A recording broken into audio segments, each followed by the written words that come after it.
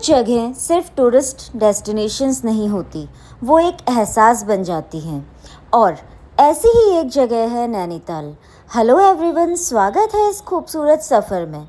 आज आपको लेकर चलते हैं उत्तराखंड के सबसे खूबसूरत हिल स्टेशंस में से एक, नैनीताल। एक ऐसी जगह जहां nature, history, spirituality, local culture और अनफॉरगेटेबल मेमोरीज सब कुछ एक साथ देखने को मिलता है। जब भी नैनीताल का नाम आता है, सबसे पहले याद आती है इसकी खूबसूरत नैनी लेक। और सच कहें तो नैनीताल की पहचान ही इस झील से है।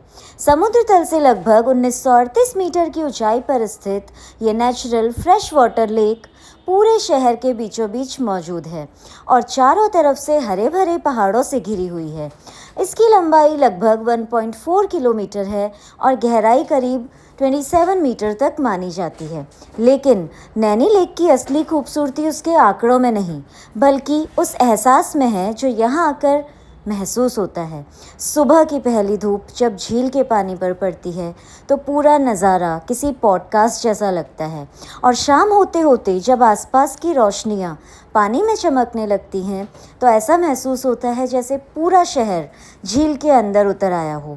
शायद यही वजह है कि नैनी लेक सिर्फ एक टूरिस्ट अट्रैक्शन नहीं, बल्कि नैनीताल की सोल मानी जाती है। यहाँ बोटिंग करना, झील के किनारे बैठकर पहाड़ों को निहारना या बस कुछ पल शांति से बिताना, हर एक्सपीरियंस अपने आप में खास है। लेकिन नैनीताल सिर्फ अपनी लेक के लिए ही फेमस नहीं है, इसके पीछे एक गहरी आस्था और इतिहास भी जुड़ा हुआ है। झील के उत्तरी किनारे पर स्थित है प्रसिद्ध नैना देवी टेम्पल। मान्यता है कि जब माता सती के शरीर के अंग पृथ्वी पर अलग अलग स्थानों पर गिरे थे, तब उनकी आंखें इसी स्थान पर गिरी थी। इसी कारण यहाँ नैना देवी टेम्पल की स्थापना हुई और इस पूरे शहर का नाम पड़ा नैनीताल। आज यह मंदिर भारत के प्रमुख शक्तिपीठों में गिना जाता है और हर साल लाखों श्रद्धालु यहाँ दर्शन के लिए आते हैं। मंदिर से दिखाई देने वाला नैनी लेक का दृश्य इस जगह को और भी खास बना देता है। एक तरफ आस्था और दूसरी तरफ प्रकृति की अद्भुत सुंदरता। शायद यही कॉम्बिनेशन नैनीताल को बाकी हिल स्टेशन से अलग बनाता है।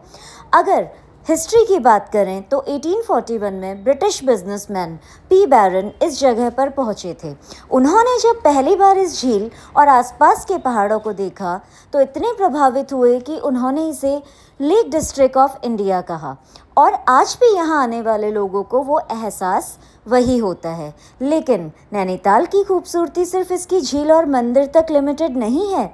यहाँ का हर कोना अपने आप में एक एक्सपीरियंस है।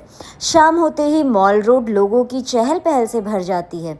एक तरफ झील का शानदार व्यू और दूसरी तरफ लोकल शॉप्स, कैफ़ेज़ और छोटी छोटी दुकानें, जहाँ घूमते हुए समय का पता ही नहीं लगता। यहाँ की ठंडी हवा में गर्मा गर्म मोमोज़, मसाला चाय, रोस्टेड भुट्टा, मैगी और लोकल स्नैक्स का स्वाद कुछ अलग ही लगता है। और अगर आप कुमाऊनी कल्चर को करीब से जानना चाहते हैं तो आलू के गुटके, भटकी चुरकानी, रस जैसी ट्रेडिशनल कुमाऊनी डिशेस ज़रूर ट्राई करनी चाहिए। नैनीताल आने वाले ज़्यादातर लोग Snow View Point, Tiffin Top, Echo Cave Gardens, Naina Peak और फेमस रोपवे राइड का अनुभव लेना नहीं भूलते।